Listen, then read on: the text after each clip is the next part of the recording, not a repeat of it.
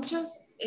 Yo soy Kai Marchila, residente 2 de Oncología Médica y pues hoy vamos a estar presentando.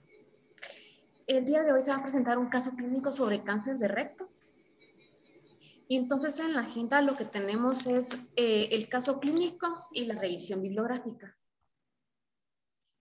En el caso clínico pues tenemos a un paciente con las iniciales CAR de 61 años de edad, casado, católico. ¿Sí?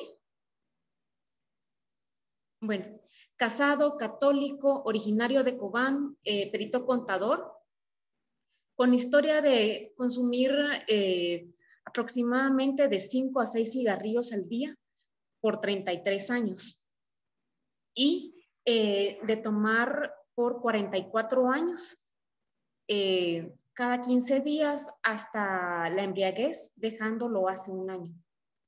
Y el tabaquismo lo deja hace 5 años.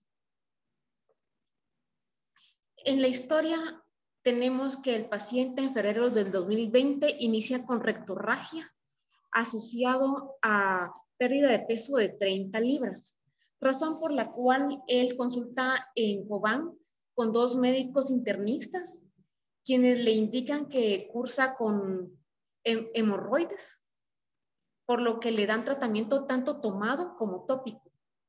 Entonces, el paciente pues no evidencia mejoría, luego él también se automedica tratamiento para esto, pero debido a que no mejora, en enero del 2021, el paciente consulta con un gastroenterólogo, quien le realiza el 26 de enero una colonoscopía que evidencia a 7 centímetros del margen anal una lesión. Aquí lo que estamos viendo es esta colonoscopía nos va mostrando cómo esta lesión al acercarse el colonoscopio pues se va evidenciando. Entonces esta se encuentra a 7 centímetros del margen anal y mide de 4 por 5 centímetros. El reporte de la colonoscopía pues menciona que de bordes mamelonares, con un centro ulcerado y se encuentra indurado a la toma de la biopsia.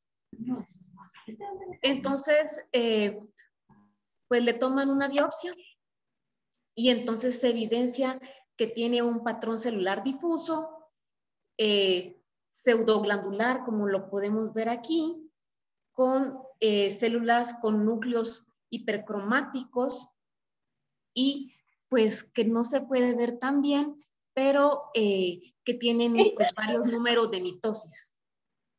Entonces se le da el diagnóstico de un adenocarcinoma moderadamente diferenciado, por lo cual con esto el paciente consulta al ICS de Cobán, quienes lo refieren en marzo del 2021 a la cirugía oncológica, y al examen físico pues indican que se encuentra al tacto rectal una masa de aproximadamente 4 por 5 centímetros que se encuentra en región posterior y que esta es fija. No mencionan pues la presencia de ganglios. Entonces, debido a que la masa pues mide de 4 a 5 centímetros y que esta se encuentra fija, pues consideran en cirugía oncológica que el paciente se beneficia más de neoadyuvancia que de una cirugía al inicio. Entonces, el paciente pues llega a oncología médica, se realizan estudios de imágenes en los cuales se evidencia que tiene se encuentra la lesión, que esta lesión pues sí invade, hay inflamación y que invade la grasa perirectal y que además pues tiene ganglios. Esta es la masa, estos son los ganglios y que hay invasión de la grasa. Podemos ver aquí cómo se encuentra esta masa. Entonces, tenemos aquí otra imagen de la tomografía. Estas son sin medio de contraste. Esta es la vejiga. Y entonces se le da la etapa clínica de un T4A N1 M0, clasificándolo como un 3A. Entonces, pues traemos lo que es una pequeña revisión acerca de esto. Entonces, como se los mencionaba, pues el tumor ya invade la grasa perirectal, tiene ganglios, entonces, y tiene un M0, entonces lo estamos clasificando, disculpen, me había equivocado, como un 3B. Muy bien. Entonces, ¿cuál es la importancia de pues, hablar de la clasificación de este paciente en sí? La razón es debido a que el día de hoy pues, vamos a hablar de lo que son cánceres de recto localmente avanzados o que son de alto riesgo. Entonces, ¿quiénes son estos cánceres? Los que tienen un T3, un T4, tumores fijos, tumores que muestran invasión del mesorrecto, y tal vez tumores más pequeños como un T1, T2, pero que ya muestran ganglios, como un N2. Bueno, entonces, y pues nosotros vamos a hablar de la terapia de lo que es TNT, pero antes de hablar de TNT, pues vamos a empezar desde un principio, cómo fue que esto se fue originando. Y entonces, primero que nada, pues aquí tenemos este estudio para evaluar qué es mejor, la quimiorradioterapia preoperatoria versus la posoperatoria. Entonces, este es un estudio del New England Journal y es del grupo de estudio de cáncer de recto alemán. Este se realizó de 1995 al 2002 y aquí tenemos que ellos tenían 397 pacientes a los que se les tenían dos brazos, pacientes a los que se les dio quimioterapia preoperatoria y el otro brazo al que se le dio quimioterapia posoperatoria. Entonces, el tratamiento fue exactamente el mismo, solo lo que cambió pues fue que fue previo a la cirugía y post cirugía. Entonces, ¿y qué les dieron? Bueno, les dieron lo que fue 5.040 centigrays a los pacientes y menciona que lo daban en fracciones de lo que es 180 centigrays y les daban fluoracilo 1.000 miligramos por metro cuadrado. Entonces, ¿cómo hacían esto? Bueno, pues se lo daban por 120 horas, que esto es equivalente a 5 días de radioterapia de lunes a viernes, y esto lo administraban la primera semana y la quinta semana de radioterapia. Entonces, pues aquí todavía hablan en centigrays, y lo que evaluaba era la supervivencia global. Entonces, pues en este estudio dieron igual la radioterapia, igual la quimioterapia previo a la cirugía, y aquí esperan 6 semanas después de que terminan la quimioradio concomitante y luego van a cirugía.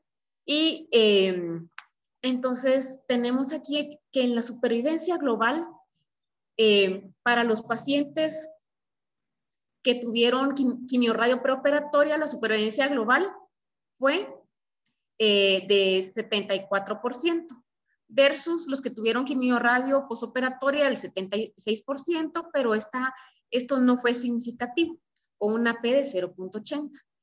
Y, o sea, no hay diferencia.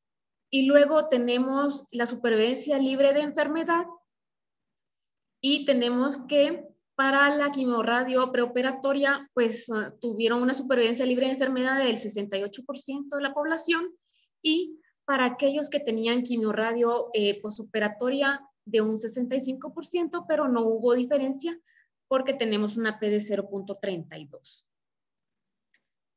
pero aquí es cuando tenemos, cuando empezamos a ver lo que es, o sea, en donde encontramos la diferencia y la importancia de este estudio. Entonces tenemos la incidencia acumulada de recurrencia local. Entonces tenemos aquí que para la quimiorradio posoperatoria tuvo una incidencia acumulada del 13% versus un 6% de incidencia de recurrencia local con la quimiorradio preoperatoria, con una P significativa de 0.006, beneficiando al grupo de quimiorradio preoperatoria, que es el grupo experimental. Y aquí en esta tenemos la incidencia acumulada de recurrencia distal. Entonces, pues nuevamente tenemos que la quimiorradio posoperatoria nos da lo que es un 38% de incidencia acumulada y la quimiorradio preoperatoria nos da un 36%, nuevamente no significativo. Y por último, en las tablas que les traigo, de estos pacientes, 194 pacientes, o sea, fueron evaluados estos pacientes para saber qué cirugía se les iba a realizar antes de que recibieran su quimiorradio preoperatoria. Entonces, estos pacientes se había indicado que 194 pacientes requerían una resección abdominoperineal. Entonces, ellos, después de la quimiorradio preoperatoria, los pacientes fueron evaluados en sala y se evidenció, como vamos a ver aquí, entonces menciona que habían supuestamente de los pacientes que tenían necesidad de quimio, o sea, que tenían necesidad de una resección abdominoperineal, en el grupo de quimiorradio preoperatoria eran 116. Y en el grupo de quimiorradio posoperatoria eran 78. Entonces, cuando el paciente es llevado a sala, se dan cuenta que se puede realizar y se realiza una cirugía que preserva el esfínter. Entonces, de esos 116, de los cuales estaba programado realizarles lo que era una cirugía abdominoperineal, a 45 no se le realizan. Y entonces de estos es un 39% de los pacientes a los que, o sea, que se salvan de una resección abdominoperineal y que les preservan el esfínter, versus un 19% en los pacientes que iban a quimiorradio posoperatoria. Entonces, bueno, ¿cómo nos explicamos este 15 en pacientes a los que no se les hizo nada? Pues menciona el estudio que sí estaba demostrado que estos pacientes tenían un T3, un T4, pero que ya al momento se dieron cuenta que pues el paciente pues sí podía realizársele una cirugía conservadora, pero la importancia de esta tabla es que la quimiorradio preoperatoria pues lo que hace es doblar la conservación del esfínter versus la quimiorradio posoperatoria, con una P significativa de 0.004. Entonces, lo interesante de este estudio y lo que podemos tomar de este es que hay control local rápido. Eso es lo que tomamos, porque si bien podemos ver que sí hay en los dos grupos lo que son metástasis a distancia, no hay una P significativa, pero sí hay un control local, sí hay un control en la recurrencia locorregional. Entonces, esto es lo que hace la radioterapia y la capecitabina. Entonces, y también que hubo una mayor conservación del esfínter. Entonces, así es, aquí es cuando se empiezan a dar cuenta que la quimioradio neoadyuvante es mejor que la quimioradio posoperativa. Bueno, y entonces, como vamos por, así como que fuera una historia, ¿cuánto tiempo después debe de realizarse la cirugía? ¿Cómo saber qué es mejor? Bueno, entonces tenemos este estudio que es el Estocolmo 3, entonces, donde se evidenció la regresión tumoral. Y este estudio es como bien importante. ¿Por qué? Porque este estudio es la base, considero yo, de todo lo demás que viene. Entonces, tenían 3 brazos. En este estudio, pues tenían radioterapia de curso corto, 318 pacientes, radioterapia de curso corto, 285 pacientes, pero curso corto con un retraso. Y tenemos radioterapia de curso largo, con un retraso también, a los que se le adjudicaron 94 pacientes. En estos 3 brazos, pues no hay quimioterapia. Y lo otro que les quería mencionar es cuando hablamos de cursos cortos y cursos largos, pues un curso corto de radioterapia lo que significa es que es una radioterapia de 5 grays en 5 días, como máximo 8 días. Y el curso largo, pues es una dosis total de 50 grays con fracciones de 2 grays por día, lo que nos da dando como 25 fracciones o 5 semanas. Entonces, y aquí entra lo que son las radioequivalencias. Entonces, o sea, ¿cómo es que vamos a comparar lo que es un curso corto de radioterapia con lo que es un curso largo? Si estamos hablando de aproximadamente 20, supuestamente 25 grays contra 50. Pero lo que pasa es que pues la equivalencia en el tumor de estas dosis de radioterapia, que es de 5 grays versus la de 2, pues sí es equivalente y hasta es más alta en el tumor que la de curso largo. Bueno, entonces tenemos aquí, en lo que utilizaron fue el IP stage. Esto significa que es la ausencia de tumor, o sea, la ausencia de tumor demostrable, pero esto no toma lo que es in situ. Entonces, lo que tomaron aquí también fue esta escala de Dvorak. Entonces, la escala de Dvorak habla sobre lo que es la regresión tumoral. 0, no hay cambios. 1, pues sí hay cambios, pero todavía hay células tumorales, y entonces va del 0 al 4, donde en el 4 pues hay una regresión tumoral completa, no hay evidencia de tumor, y entonces podemos decir que es una respuesta completa. Entonces, cuando nosotros comparamos en estos 3 brazos la respuesta completa, evidenciamos que del curso corto de radioterapia, solo un paciente tuvo respuesta completa patológica. En el curso de radioterapia corta, pero con un retraso, 29 pacientes tuvieron una respuesta tumoral completa o patológica. Y en el curso largo de radioterapia, pero con un retraso, este retraso era de 4 a 8 semanas, solo 2 pacientes tuvieron una respuesta patológica completa.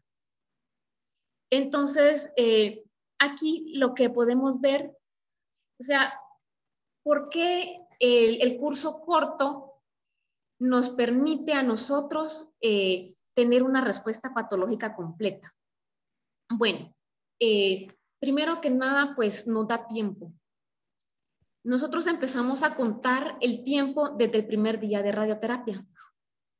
Entonces, mientras esta radioterapia, que se da un curso corto de una semana y luego esperamos las 4 a 8 semanas, tenemos mayor tiempo de espera para que el tumor se encoja y la persona se recupere de efectos adversos en comparación de este curso largo, que es de 4 a 8 semanas, pero todavía la radioterapia pues está en curso y no tiene tanto tiempo de diferencia como este curso corto que fue una semana y ya estamos esperando, versus esta que es de 5 semanas. Y en esta también, en este curso corto, no hubo tiempo de espera. El tiempo se terminaba la radioterapia el día viernes y el día lunes pues ya estaban operando. Entonces, otra de las cosas importantes que debemos tener en cuenta es la radioterapia, como ustedes lo saben, una de las cosas más esenciales para su adecuada función y su adecuada respuesta es la oxigenación. De ahí que necesitemos hemoglobinas arriba de 10. Entonces, cuando nosotros le administramos al paciente la quimiorradioterapia de primero, tenemos los vasos que llegan al tumor, que no han sido tocados. Entonces, es más fácil que haya una mejor oxigenación tumoral que después de recibir la cirugía. Otra de las cosas que tenemos que tener en cuenta es que el paciente ya no va a estar en las mejores condiciones para recibir una quimioterapia neoadyuvante total.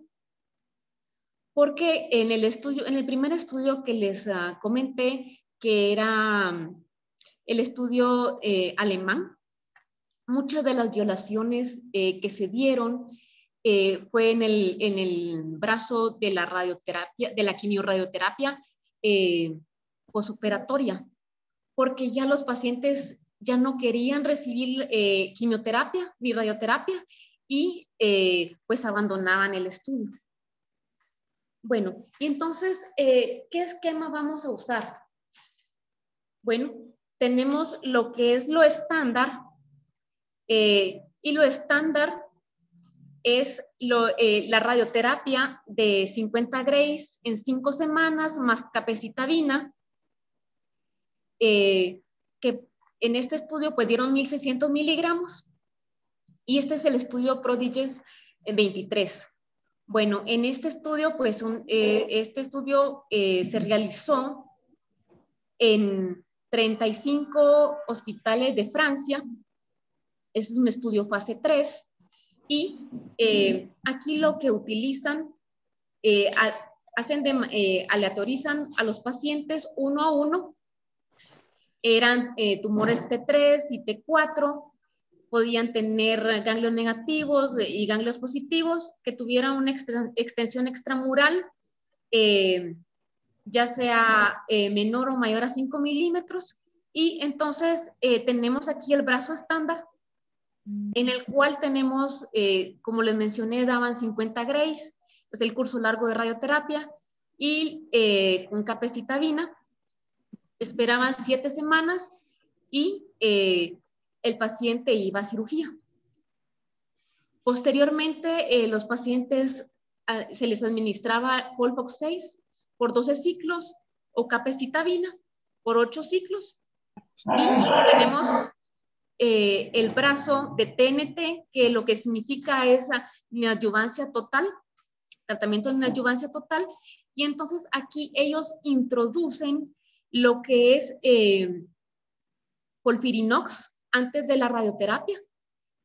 Daban 6 ciclos y luego daban la radioterapia. Aquí también tenemos lo que es este es un curso largo de radioterapia con capecitabina. Luego tenían la cirugía y posteriormente tenían como de manera adyuvante 6 ciclos de FOLFOX 6 o 4 ciclos de capecitabina. Entonces aquí tenemos las diferencias. Entonces, en la supervivencia libre de enfermedad, tenemos que a los 3 años, aquí en el TNT, que es el grupo experimental, tenemos que vamos a ver, el 75% de los pacientes se encontraban libres de enfermedad. Y para los pacientes del grupo estándar de quimio-radio, el 68% se encontraba libre de enfermedad, con una P significativa de 0.034.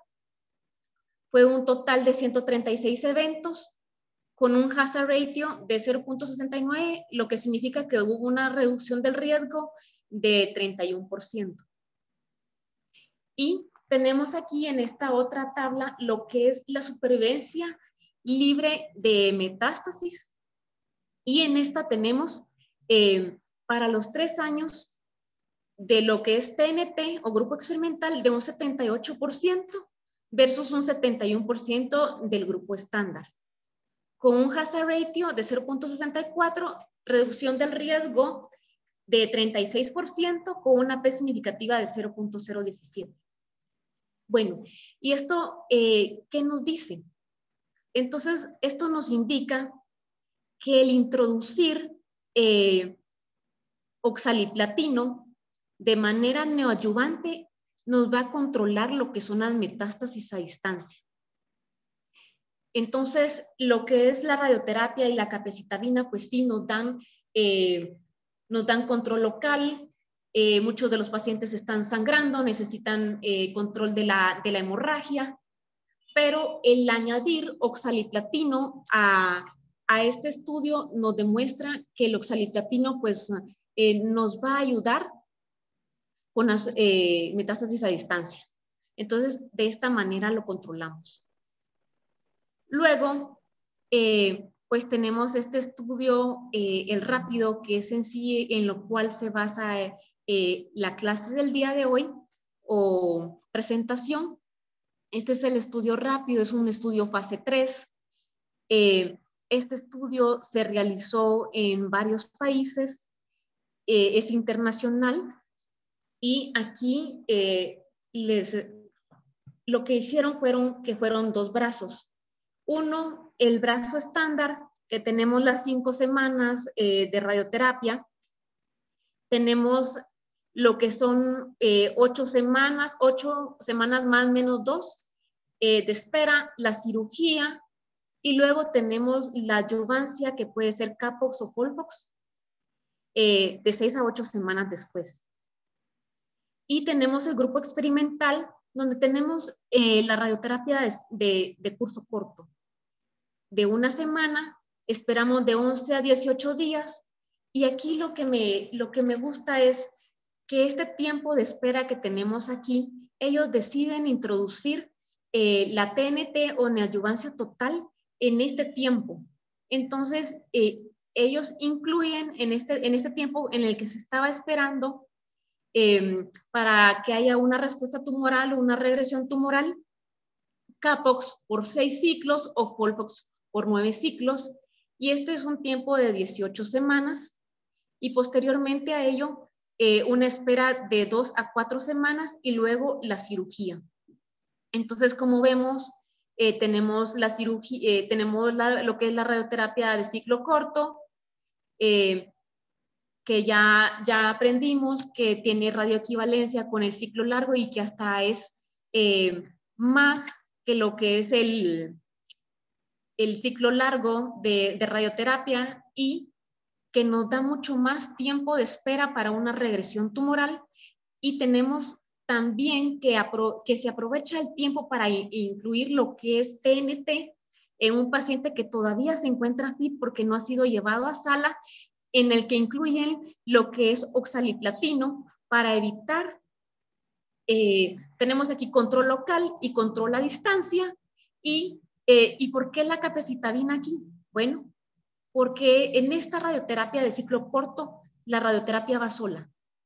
En esta, las dosis, o sea, el administrar capecitabina en este ciclo corto de radioterapia sería demasiado tóxico. Entonces, por esta razón, pues aquí está incluido. Y entonces ahora vamos a ver lo que son los resultados. Bueno, entonces en los resultados lo que tenemos aquí es la falla del tratamiento relacionado con la enfermedad. Y entonces tenemos que en el grupo estándar, para el grupo estándar tenemos una falla relacionada del 30% versus un 23% para el grupo experimental. Y para lo que es metástasis a distancia, en el grupo experimental tenemos 462 pacientes, en el grupo estándar 450, y tenemos que para las metástasis a distancia, para el grupo estándar fue del 26% a los 3 años y del 20% para el grupo experimental. Entonces, como les mencionaba, hay un control local y un control de metástasis a distancia con el oxaliplatina. Entonces, ¿qué opciones de radioterapia tenemos en cáncer de recto? Bueno, entonces podemos decir que tenemos 3 opciones. El estudio Sauer, que es lo convencional, curso largo de radioterapia con capecitabina, luego cirugía y luego la adyuvancia. Vemos que T4 tenían solo un 6%, con ganglios positivos un 54%, con una respuesta patológica completa del 8% y una supervivencia libre de metástasis del 70%. Luego tenemos el Prodigy 23, que aquí pues ya incluyen más pacientes con un T4 del 17%, ganglios positivos del 89%, con una respuesta patológica completa del 27% y una mayor supervivencia libre de metástasis del 78%. ¿Por qué? Pues porque aquí ya incluimos el oxaliplatino en la neoadyuvancia. Y luego tenemos lo que es el estudio rápido con un mayor número de pacientes con un T4, un mayor número de pacientes con ganglios positivos, mayor número de pacientes que tenían invasión a la fascia mesorrectal, con una mayor respuesta patológica completa, como lo evidenciamos, de un 28%, y con una supervivencia libre de metástasis del 80%. Entonces, esto nos demuestra que pues esta es la mejor opción de radioterapia en cáncer de recto localmente avanzado. Entonces, primero que nada, pues este ciclo rápido no es para watch and wait. Este ciclo corto de radioterapia es paciente que se le da su radioterapia de ciclo corto, luego su neoadyuvancia, su TNT, y luego es para cirugía. Eso es una de las cosas que que deseo yo pues aclarar. Y entre las conclusiones, yo de las cosas que considero pues más importantes son 3 y pues esto explica lo demás, ¿verdad? Primero que nada, la oxigenación del tumor es esencial para la irradiación y esta es mejor en el curso corto de quimiorradioterapia preoperatoria. Un 84% de los pacientes completan un 75% de su quimioterapia en el curso corto de quimiorradio versus un 57% en el brazo de curso largo de quimiorradio. O sea, oxigenación, completación del curso de quimiorradioterapia. Y lo otro que podemos, que a mí me parece sumamente importante, es el tiempo de espera para poder, o sea, después de que termina la radioterapia, el tiempo de espera, como lo vimos en el Estocolmo 3, para poder operar. para que tengamos el máximo beneficio de la radioterapia administrada. El mayor apego a la quimioterapia produce un downstaging que a su vez permite un mayor número de cirugías curativas, preservación del esfínter en cánceres del tercio inferior. Las tasas de respuesta patológica completa son del 27.7% en el brazo de quimiorradio corta versus un 13.8% para el brazo del curso largo de quimiorradio.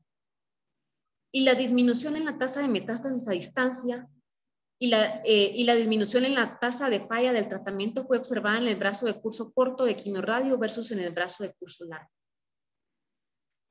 Entonces, eso es lo que les traía para el día de hoy. Excelente, doctora, gracias. Nosotros, eso ha sido una situación que nos dejó la pandemia, el querer que nuestros pacientes pasen el menor tiempo posible en las clínicas o en los hospitales, que para el caso del ICS representa, y para el INCAN también, cuando el paciente es del interior, pues tiene que quedarse el paciente hospitalizado las 5 semanas. Y eso en tiempos de pandemia nos ha obligado a buscar otras alternativas de tratamiento. Yo, para iniciar la discusión, me gustaría que, ya que tenemos a los doctores de radioterapia, escuchar sus opiniones y cómo ven su aplicabilidad aquí con nosotros. No sé si empezamos por orden de edad. Primero, creo que Miguel Ángel anda por acá. Miguel.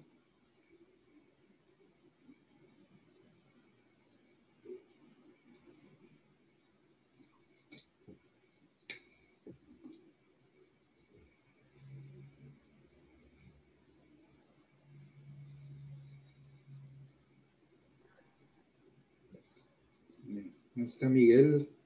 Hugo, buenas tardes. Miguel, ¿Cómo estás? Buenas tardes.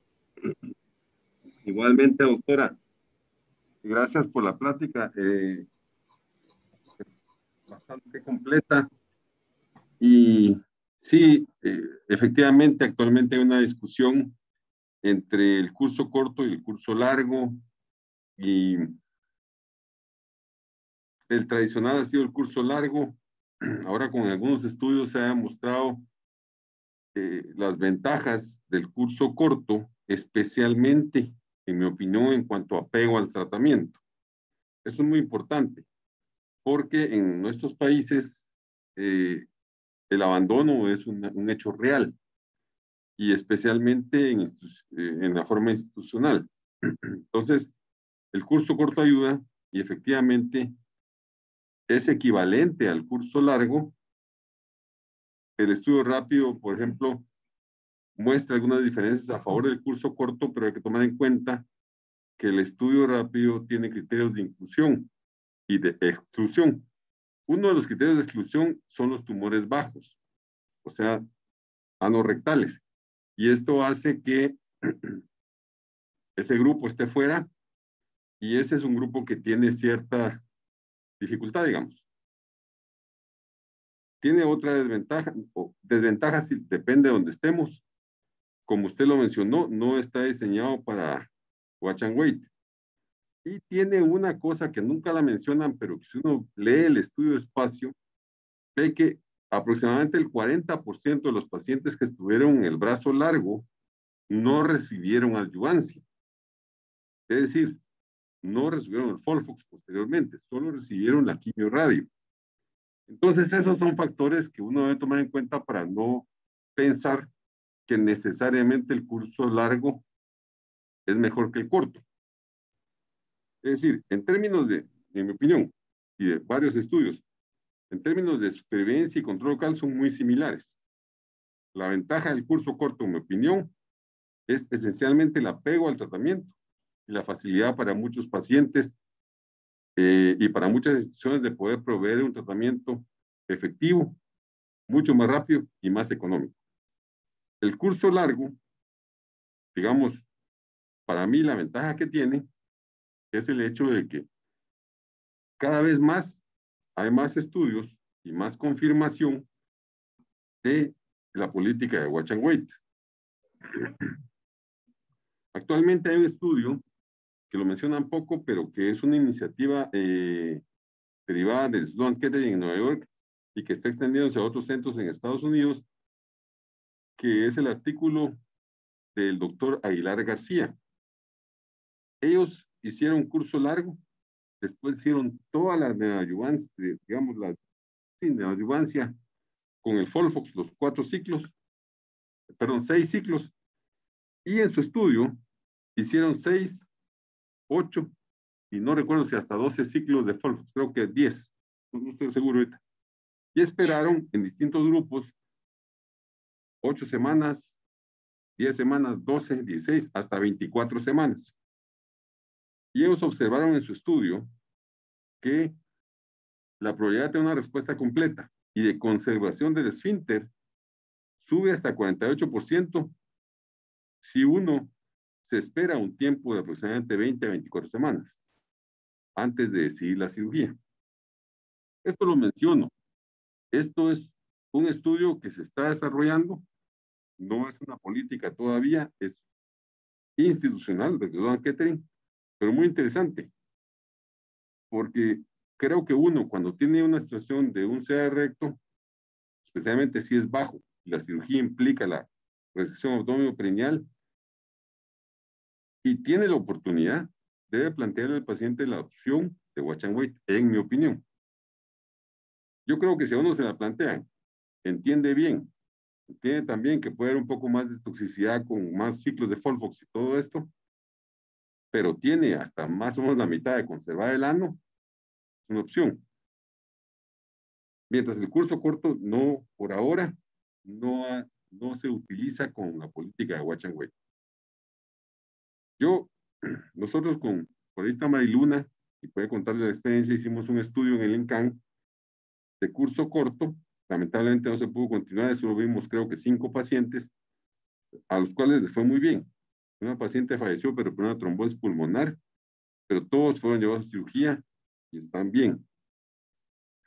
Tuvo algunas complicaciones como todo, pero bien. Yo creo que el curso corto, en mi opinión, pues hay muchas cosas, esto de la radiología, las equivalencias biológicas y modelos matemáticos que dicen mucha teoría, pero el resultado al final en la mayoría de estudios y cuando se comparan cosas exactamente iguales son muy similares. Creo que eso es lo que manda, más que la radiología. En mi opinión, el curso corto es una muy buena opción. Debemos usar las instituciones para facilitar a los pacientes, sobre todo el apego, y a la misma institución el poder proveer a los pacientes de un tratamiento adecuado. Y en el caso que tengamos la opción de una persona, pues, con otras posibilidades, otro nivel educativo, distancia como para seguirlo, etcétera, creo que debemos plantear el curso largo con la posibilidad de Watch and Wait. Esa es Gracias, Miguel. la perspectiva que yo tengo. Gracias. Gracias. Pues nosotros también estamos empezando nuestra experiencia en el ICS. Y aquí está el doctor Palacios, el doctor Lengua, que han sido que hemos trabajado algunos casos. No sé, doctor Lengua, si quisiera comentar algo de cómo les ha ido a los pacientes y del tipo de radioterapia que se pudiera aplicar. Adelante. Hola, buenas noches. Primero felicitar a la doctora por la buena revisión, o sea, sí hizo un gran esfuerzo por resumir toda esta historia de la radioterapia en cáncer de recto, o más bien del tratamiento neoadyuvante. Sí, como bien lo dijo, desde el 2004 venimos tratando a los pacientes con 5 semanas, que es el estudio ese de Sauer. Acá lo que vino a revolucionar todo esto fue ASCO del 2020, donde presentaron el tratamiento neoadyuvante total.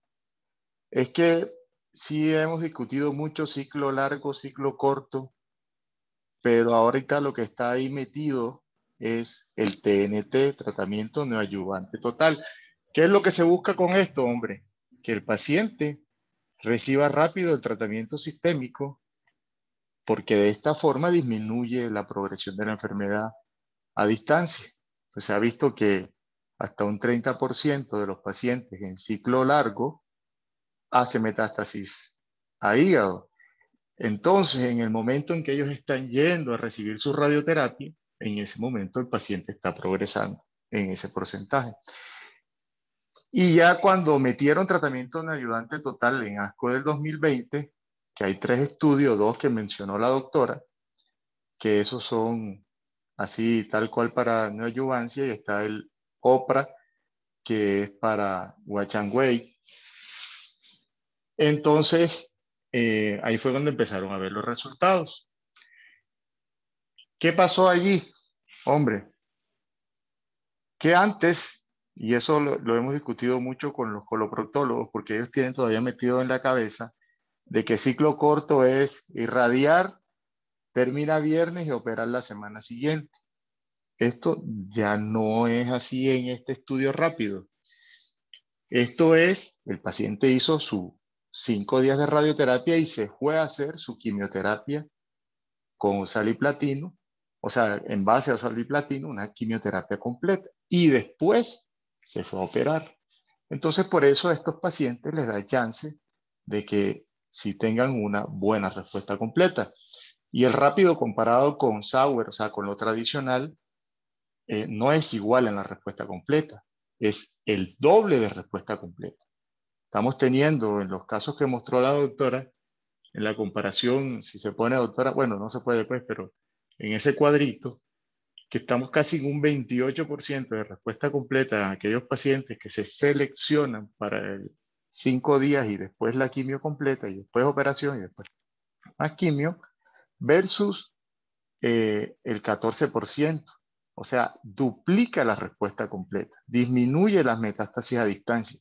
Y si miran este cuadro, que es muy importante, la mayoría de los pacientes, aunque sí fueron seleccionados en cuanto a la ubicación del tumor, la mayoría de los pacientes en el estudio rápido fueron T4 y ganglios positivos. Si ven allí, en el rápido el 31.8% eran T4 versus 6 en el Sauer, o sea, en el esquema tradicional. Y ganglios positivos 90 versus 54. Entonces, pues no hay duda de que es mucho mejor. Y si a eso le anexamos que el paciente, en vez de ir 5 semanas, va 5 días a radioterapia, y si a eso le anexamos que la mayoría de los pacientes ya tienen algún tipo de sangrado, dolor, problemas locales, y se puede entrar de una vez con la radio a aliviarle esa sintomatología, pues no hay duda de que este sería la mejor alternativa para ese tipo de pacientes. Y por algo ya está en las guías, en ESMO está, en la NCCN está como una opción también este esquema de tratamiento. Entonces, pues, en cuanto a qué se delimita, que el doctor Hugo preguntaba, es exactamente igual que un reto convencional. Y obviamente a todos estos pacientes que se les trata pelvis, ya sea por recto, ya sea por próstata, ya sea por cervix, pues va mejor con técnicas de estas modernas y que se pueda ir por ahí viendo todos los días cómo está la vejiga, cómo está el recto, pues obviamente hay que ir con más precisión siempre que se pueda. Esa, ya para no aburrirlo, es mi opinión, doctor Hugo. Gracias. Gracias, doctor. Y antes de pasar con los colegas quirúrgicos, doctor Palacios, ¿cómo lo vi? Gracias, buenas noches a todos. No me quiero alargar mucho, estoy muy de acuerdo con las opiniones del doctor Ortega, del doctor Lengua, y muy buena presentación de la doctora.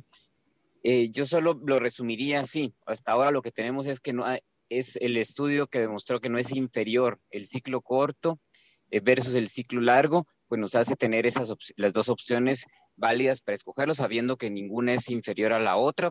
Obviamente por lo mismo tampoco es superior. Si bien el ciclo corto mostró una muy buena tasa de respuestas completas, clínicas y patológicas, creo que andaba como el 22% entre clínicas y patológicas. No detallan cuáles o cuántos de esos pacientes pudieron evitarse la cirugía y quedarse en watch and wait. Entonces, hasta ahorita lo que tenemos confiable es que son 2 esquemas que ninguno de los 2 es inferior. O sea, prácticamente son equivalentes los 2 esquemas, así que se podría tener en consideración los factores que ya comentó el doctor Ortega, del tipo de paciente que tengamos, y quizás yo agregaría que el ciclo corto, hacerles tal vez, teniendo en cuenta que no es inferior, hacerles prácticamente a todos los pacientes, excepto a los que tengan enfermedad de recto bajo, porque ahí también ya lo mencionó el doctor Lengua, el estudio OPRA, que ese sí es para evaluar la conducta watch and wait, y con el ciclo largo fue donde más respuestas patológicas consiguió, que me parece que fueron más del 50, casi el 60%. Entonces yo lo resumiría en que todos los pacientes de cáncer de recto que no sean recto bajo, se les podría ofrecer bastante bien, con buen respaldo, el ciclo corto con todas las ventajas que ya se mencionaron.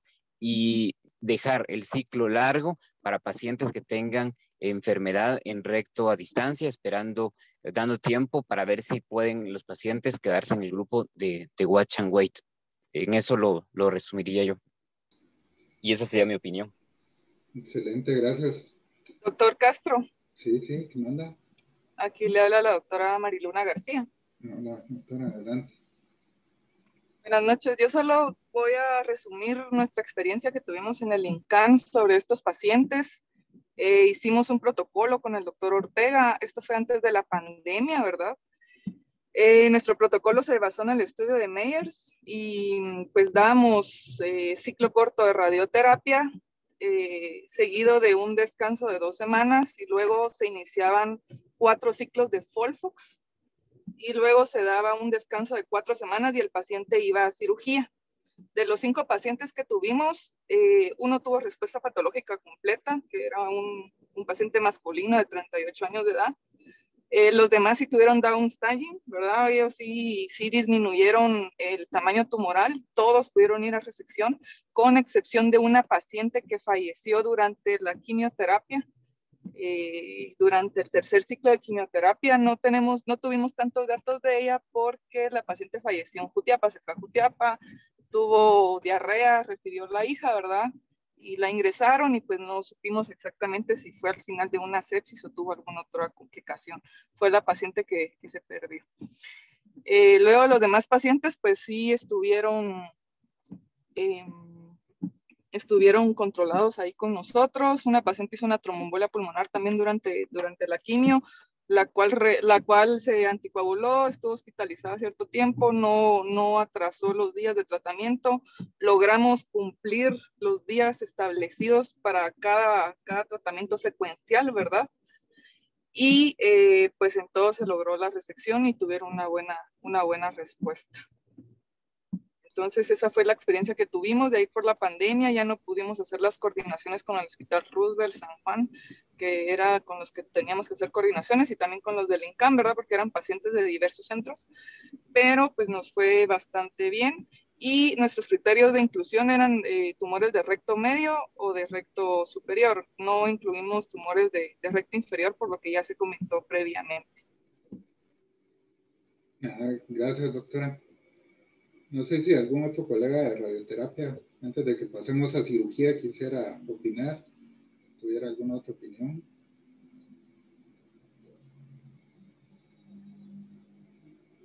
Bueno, si no, pueden comentarlo al final. Doctor, solo para complementar un poquito ese estudio de tratamiento en ayudante total, pero que iba con el fin de buscar la conservación de órganos.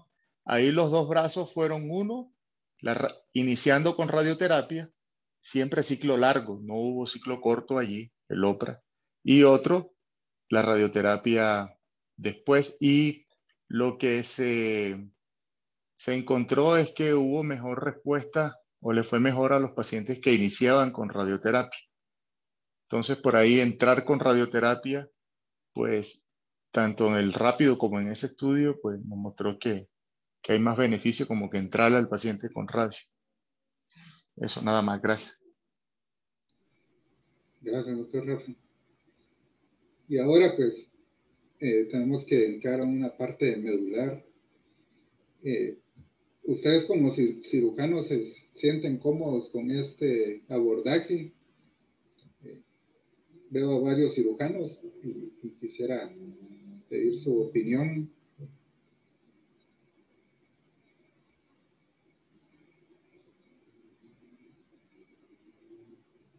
De sentirse cómodos operando con esquemas cortos, o bien se sentirían más cómodos con la forma tradicional.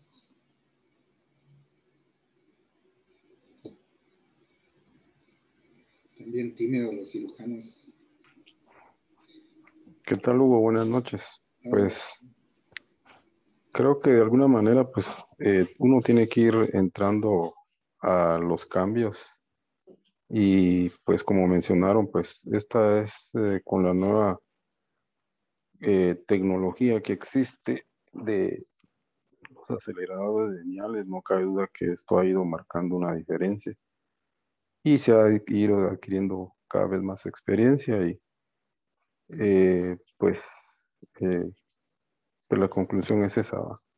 La preservación del recto en la medida de lo posible. Yo particularmente pienso que hay lesiones que son muy grandes, lamentablemente, y muchas veces pues no tienen esa oportunidad por la poca respuesta que pudieran tener. Así es que creo que es cuestión de adaptarnos, ¿verdad? Recuérdense que la cirugía con preservación de recto en este caso, también tiene sus complicaciones, porque ya un tejido irradiado, la cicatrización ya no es igual. Pues esa es la situación que nos puede, se puede presentar con algunos tipos de pacientes, ¿verdad? Las fístulas de la anastomosis es el principal riesgo, ¿verdad? Aunque pues se toman las medidas de protección, como son las ileostomías de protección, que disminuyen el paso del material intestinal hacia el recto, pues regularmente pues esa es una forma de proteger nuestra anastomosis. Así es que yo creo que es cuestión de ir pues avanzando y tener la experiencia en esto. Ese sería mi comentario. Gracias. Gracias, Roy. Doctor del CID, ¿estás por ahí, doctor Juan Carlos?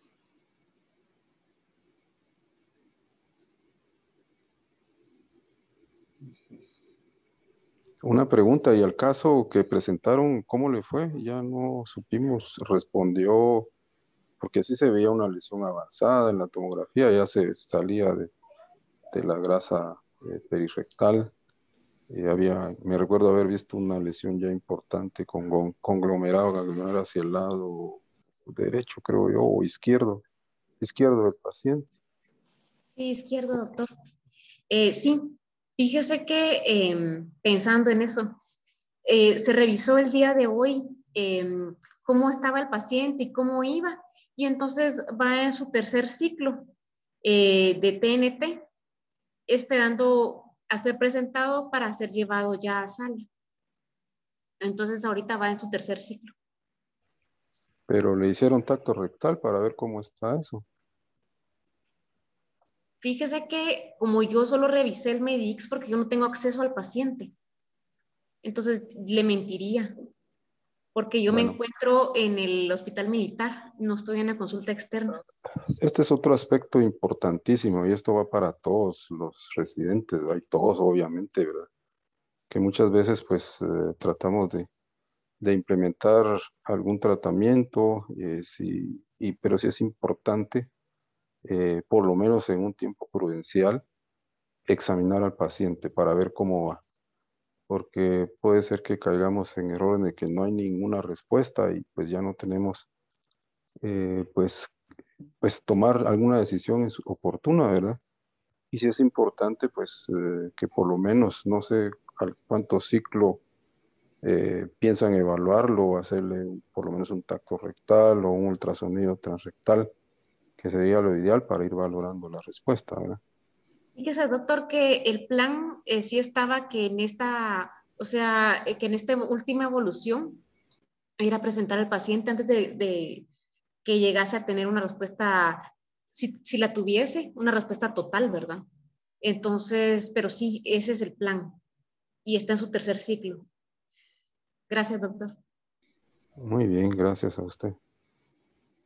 Y ustedes tienen esa conducta normada de que si un paciente presenta una respuesta clínica y patológica completa a la neoadyuvancia, lo dejan en observación, ¿no? Fíjate que la verdad hemos tenido un par de casos. Creo que el último caso, tal vez me recordará ahí uno de los compañeros residentes, fue hace como unos 20 días. Y ahí sí que uno dice, ¿qué hago, verdad? ¿Qué hacemos? Lo dejamos en observación. Pues lo que sí evaluamos primero es el lugar de origen, fíjate. El lugar de origen, el nivel cultural es importante también, hacerle entender al paciente que debe estar bajo control y por lo menos en un periodo de tiempo hacerle no solo un tacto rectal, la evaluación clínica, etcétera, sino que también una protosigmoidoscopía de control. O sea que yo creo que eso es importante también, hacer conciencia en los pacientes, porque muchos pacientes pues piensan que el tratamiento ahí terminó, ya no regresan, y ese sería el gran dilema que podría tener uno en este tipo de pacientes. Pero volviendo